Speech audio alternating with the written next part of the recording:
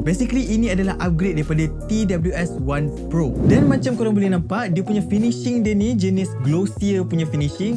Memang fingerprint magnet. Dekat depan case ni ada lampu indikator untuk bateri, dan kalau korang pusing ke tepi pula, korang akan nampak button untuk pairing dia. Korang just perlu tekan 3 saat untuk pairing dengan device korang lah.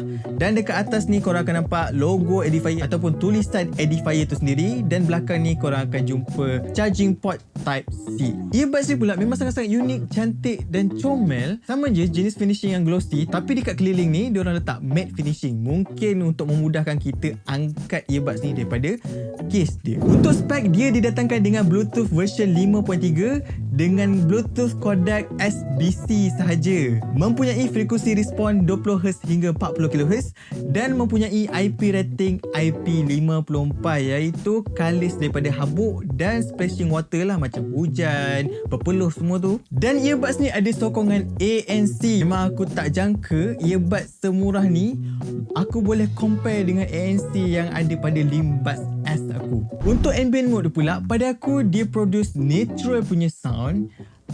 Masih kedengaran hissing, white noise tu ada tapi tak visible lah. Untuk ambient mode earbuds ni aku boleh kata so-so je, dia tak segempak dia punya ANC. Dan satu lagi benda yang menarik tentang Edifier TWS One Pro 2 ni, dia ada gaming mode yang korang boleh turn on by touch control dia, ataupun korang boleh turn on kan dia by dia punya app, iaitu Edifier Connect app. Sebab Edifier claim dia ada ultra low latency.